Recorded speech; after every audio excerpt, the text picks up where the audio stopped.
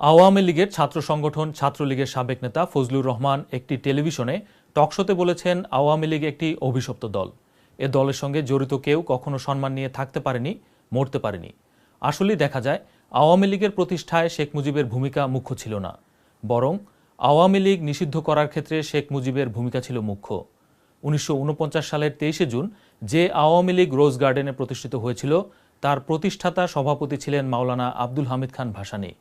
তবে ছাত্রলীগের সাবেক নেতা ফজলুর রহমান বলেন, দুঃখজনক হলেও সত্য, প্রতিষ্ঠাতা হয়েও মাওলানা ভাসানী আওয়ামী লীগ করে মরতে পারেনি। যে আমি আওয়ামী লীগ একদিন করতাম, আজকে করি না, কিন্তু জীবনের দীর্ঘ সময়টাই আপনি একদিন আমি করতাম। 32 বছর আমি জীবনের যৌবন আওয়ামী লীগে কাটিয়েছি। ছাত্রলীগ থেকে আওয়ামী লীগ, আমি সেই দলের সংসদ সদস্য ছিলাম। ছাত্রলীগের আমি সেন্ট্রাল প্রেসিডেন্ট ছিলাম, আমি সেন্ট্রাল এক্সিকিউটিভ কমিটির মেম্বার ছিলাম। সেই দলটি আমি ছেড়ে এসেছি এবং সেই দলটিকে আমি অভিশপ্ত দল এই কারণে বলেছি, আমি যে এই আওয়ামী লীগ 1949 সনের 23শে জুন ঢাকার ইয়ার মোহাম্মদ খানের বাড়ির রোজ গার্ডেনে প্রতিষ্ঠিত হয়েছিল। যিনি প্রতিষ্ঠাতা সভাপতি ছিলেন তিনি মরহুম মৌলানা আব্দুল হামিদ খান ভাসানী। তিনি আওয়ামী লীগ করে মরতে পারেন নাই। দলের প্রতিষ্ঠাতা সাধারণ সম্পাদক ছিলেন জনাব শামসুল হক, তার বাড়ি ছিল টাঙ্গাইল। যিনি বিখ্যাত পন্নী পরিবারের খুররুম খান পন্নীকে 1949 সনের উপনির্বাচনে পরাজিত করেছিলেন। সেই শামসুল হক সাহেবও আওয়ামী লীগ করতে করতে পাগল হয়ে মৃত্যুবরণ করেছেন। কোথায় মরেছেন আওয়ামী লীগ কোনোদিন খোঁজ নেয়নি।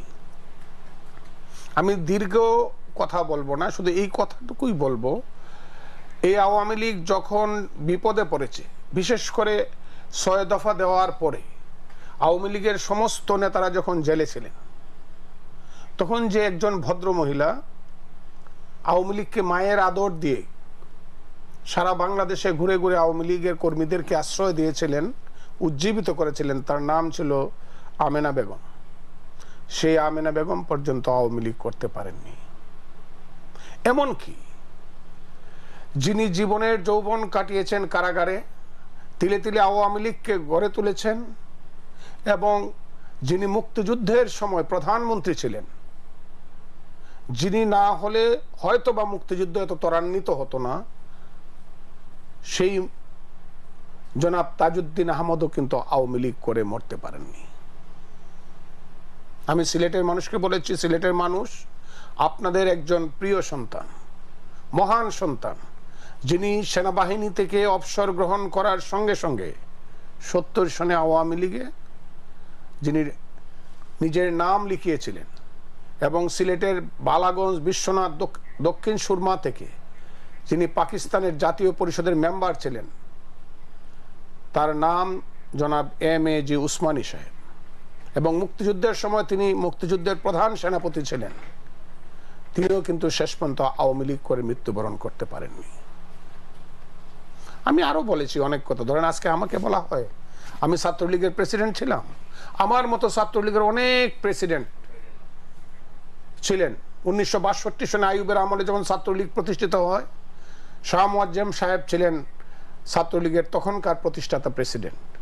শাহ মুয়াজ্জেম সাহেব আওয়ামী লীগ করতে পারেন নাই। জনাব শেখ ফজলুল হক মনি 15ই আগস্টে নিহত হয়েছেন।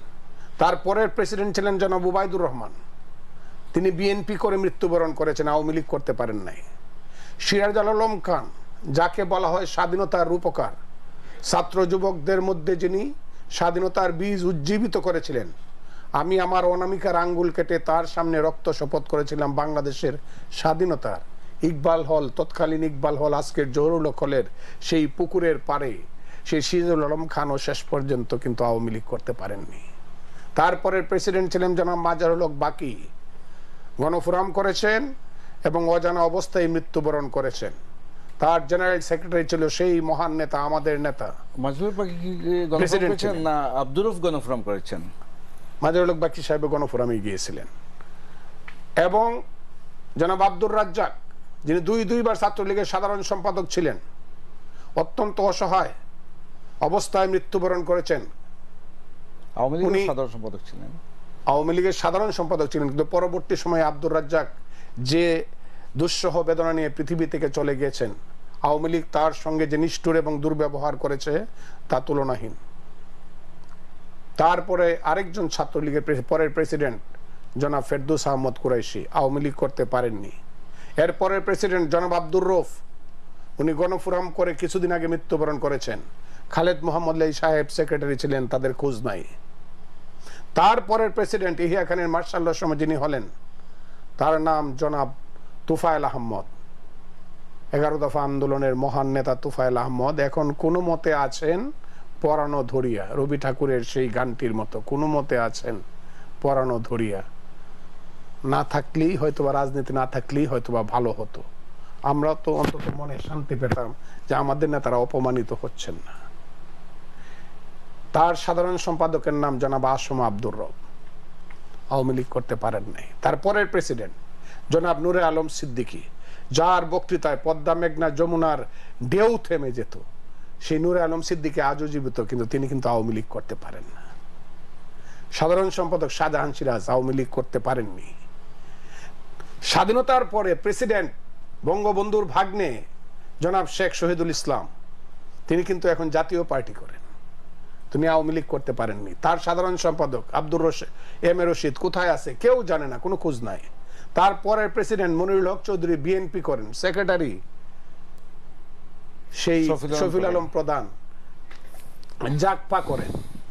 ৭৫-এর 15ই আগস্টের পরে আমরা যারা ছাত্রলীগ করেছি তাদের নাম যদি আজকে বলি, কোথায় সেই এম এ আওয়াল জাতীয় পার্টি করে তিনি মৃত্যুবরণ করেছেন। তারপরের প্রেসিডেন্ট উবায়দুল কাদের এখন একমাত্র ভাগ্যবান ব্যক্তি যিনি এখন যোগাযোগ মন্ত্রী, আমার বন্ধু।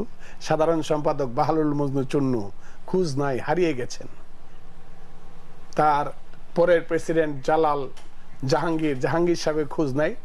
জালাল সাহেবের টিম করে জ্বলছেন।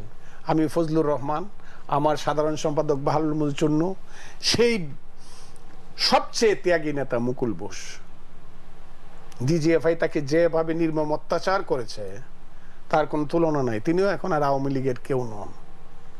এমনকি আপনি শুনলে অবাক হবেন, যাকে বলা হতো আধুনিক জগতের ক্ষুদিরাম, যিনি ৭৫-এর 15ই আগস্টের পরে যুদ্ধ করে ফাঁসির মঞ্চে গিয়েছিলেন, তার নাম বিশ্বজিৎ নন্দী, তো এখন আর আওয়ামী লীগ করেন না।